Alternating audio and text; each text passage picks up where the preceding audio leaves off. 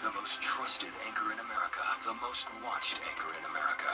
Thank you for making World News Tonight with David Muir the #1 newscast in America. WJBF.com. Click, click.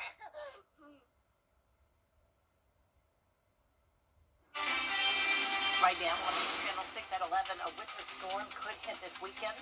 We look at how families are getting prepared. Plus, Governor Brian Kemp has declared a state of emergency across all of Georgia before this weekend's storm, what that means for you. And big plans for a familiar spot in the Sand Hills neighborhood. We'll hear what neighbors there have to say as your news at 11 starts now. Live from Television Park, this is WJBF News Channel 6 at 11.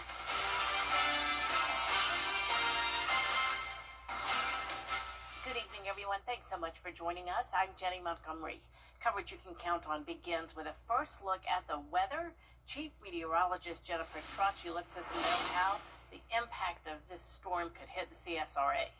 That's right, Jenny. So we do have those Viper 6 alert days in effect Saturday, Sunday, and Monday. But the main window we'll have to watch here will be late Saturday night into Sunday morning. And we're going to talk all about it coming up in the full forecast. So be sure to stay tuned.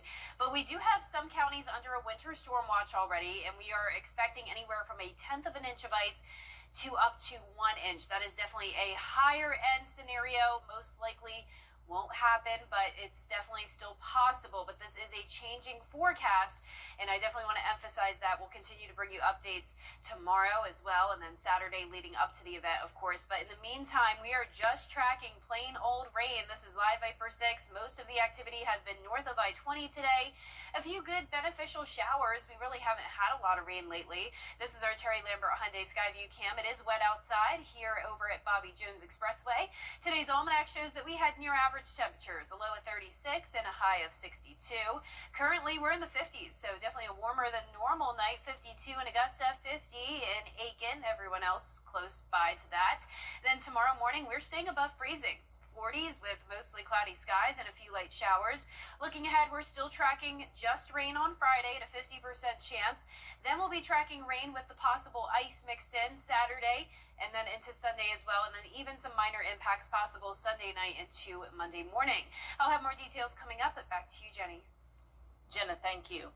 And for the latest weather updates on the go, just download our Viper 6 app. It's free and available in the App Store and on Google Play. While we continue to track the potential for a winter storm this weekend, Francis Floresca went to an area expected to get hit the hardest. Communities on both sides of the river have been spending the last several days preparing for impending weather. Both Lincoln and McCormick counties are urging their neighbors to be prepared. The McCravies are heading out on vacation, but not before taking extra precautions at their McCormick County home ahead of the possible ice storm. Kevin McCravey says as his family gears up, they learned a lot from the previous storms. The first thing was to get a generator, and then we had our whole fuse box. We had it rewired and put in a good new circuit breaker. This house was built in the '60s, and it had huge fuses that if they ever went out, we'd never be able to find them to replace them. In addition to a generator and rewiring the fuse box, Kevin's family stocked up on food for their pets. They say the work on their home has made them more confident going into future inclement weather. Just make sure everything's buttoned down and out from under trees where things can't get damaged. While the McCravies keep their homes safe in McCormick County, over in Lincoln County, Casey Broom with the local EMS says its neighbors should take the storm seriously and limit risks. The best thing you can do is treat it like any other emergency and have 72 hours of supplies that are necessary for you to weather any storm that comes. Specifically, you want to make sure that you have the medications that you or your family members may have. Specifically also to this weather event, as it is a winter weather event.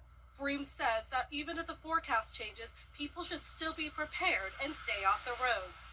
In Lincolnton, Francis Floresca, WJBF, News Channel 6. Here at home, Augusta Mayor Garnett Johnson is also discussing preparations for the possible winter storm. We should never forget what they did to the guy we the people elected president twice. The wedge is a common winter setup up here in the CSRA, and when it happens, it could bring some ice. I'll explain this more and how the wedge will drastically impact our forecast when we return. This show is wonderful. With Gerald Jones Auto Group. Shop now at GeraldJonesAutoGroup.com. This message is brought to you by the Milton Groupen Superstore. WJBF.com. Click, click. The Live Viper 6 Skyview Network, sponsored by Terry Lambert. Click, click. The Live Viper 6 Skyview Network, sponsored by Terry Lambert Hyundai.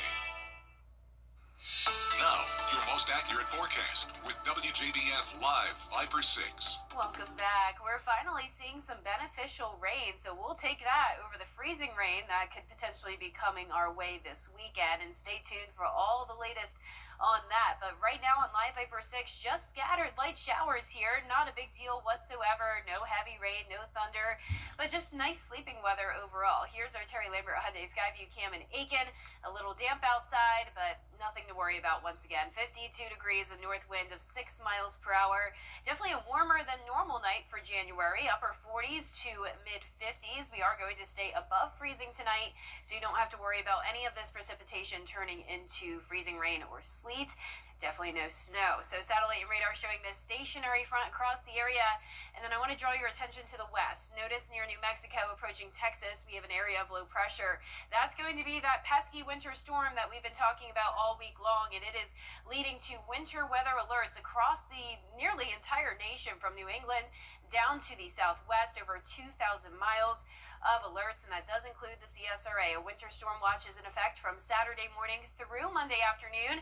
The main time period we'll have to watch, though, is going to be Saturday night into Sunday morning. And the county shaded here is where we have the higher likelihood of impacts. That would be slick roads, down trees, and power outages. But in the meantime, tomorrow, mid-40s in the morning, some rain on and off throughout the day, all very light in nature, and temperatures getting into the upper 50s in the afternoon. Here's tomorrow morning when you're headed out the door. If you're north of I-20, you have a good chance of seeing some widespread light rain showers.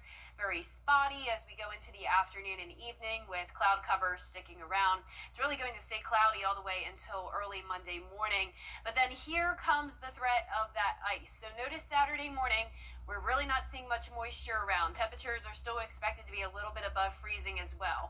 Then once we get into the afternoon, more of the same. So pretty much the first half of your day on Saturday looks good to go. Now this futurecast I'm going to show you is the best case scenario for the CSRA, and that would be ice only in the northern half of our viewing area for a very short amount of time. Notice at 1 a.m. on Sunday, it approaches McCormick County down to around Sparta, briefly touches the I-20 corridor, and then it's pretty much out of here. And then as we go into Sunday, we're really not seeing much moisture around at all. So I know what you're thinking based off this. This doesn't look bad at all, but I am about to show you another scenario, which is definitely possible. But back to this one, 8 p.m. on Sunday, we're going to have that cold front push through, and within this, we could still have some freezing rain in the northern tier of the CSRA. But at this point, there is high confidence that temperatures will warm up, and it will become just a rain event. Pretty heavy at that, though, Monday night into Tuesday morning. And even if this is just rain falling, it could still have the potential of freezing over as we go into Tuesday morning and temperatures really drop, which we'll take a look at in a moment. We have this wedge set up that's high pressure to our north, driving in this cold air wedge, and we have the low pressure bringing in the moisture, and it's going to be difficult for that low pressure to bring in enough warm air to take over the wedge, essentially. This is the wedge right here of that cold air coming in. This is the worst case scenario, ice extending further south and lasting for longer here in the CSRA, and that's definitely a possibility. So we'll be monitoring that all the way until Sunday afternoon. That's when we have the threat of this. The northern tier of the CSRA is when highest impacts are likely. Can't rule out an inch of ice possible. The central CSRA around a tenth of an inch to half an inch, and then only up to around a tenth of an inch down towards the south.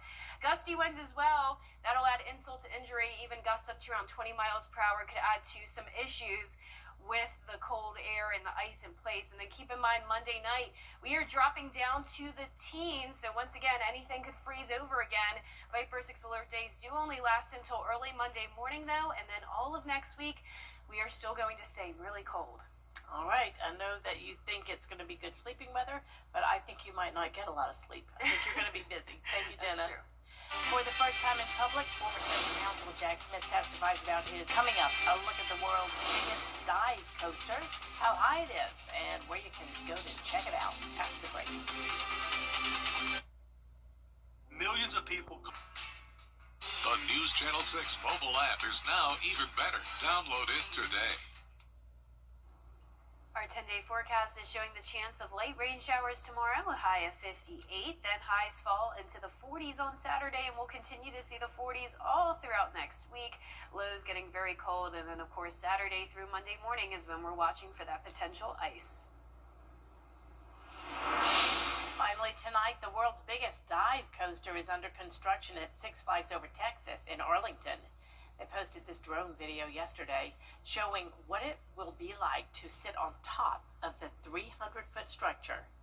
There, you will pause before looking straight down 95 degrees before dropping 285 feet. The rest of the track still has to be assembled. It's on schedule to open this year.